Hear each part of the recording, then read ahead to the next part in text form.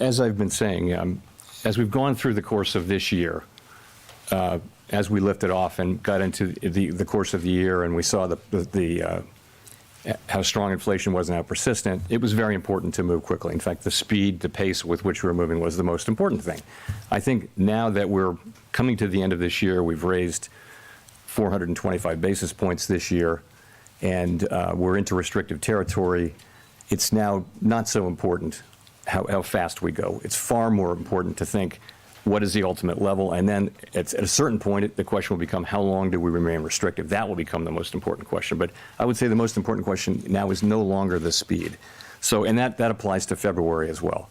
So I think we'll make the February decision based on the incoming data and where we see financial conditions, where we see the economy, and that'll be the key thing. But for that decision. But ultimately, that question about how high to raise rates is going to be one that we make looking at our progress on inflation, looking at where financial conditions are, and making an assessment of whether policy is restrictive enough. I've told you today we have an assessment that we're not at a restrictive enough stance, even with today's move, and we've laid out our individual assessments of what we would need to do to get there.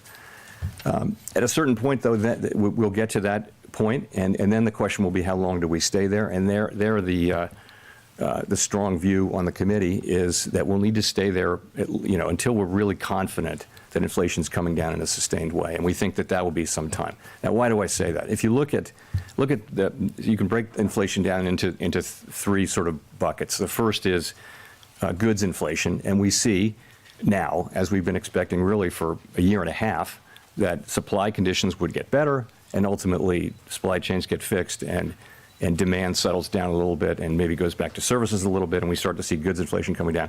We're now starting to see that in this report and the last one. Then you go to housing services. We know the story there is that housing services inflation has been very, very high and will continue to go up, actually, as rents expire and have to be renewed. They're going to be renewed into a market where rates are higher than they were when the original leases were signed. But we see that the new leases that the rate for new leases is coming down. So once we work our way through that backlog, that inflation will come down sometime next year. The third piece, which is something like 55% of the index, PCE, core inflation index, is non-housing related core services. And that's really a function of the labor market largely. The biggest cost by far in that sector is labor. And we do see a very, very strong labor market, one where we haven't seen much softening, where job growth is very high, where wages are very high, vacancies are quite elevated, and really there's an imbalance in the labor market between supply and demand.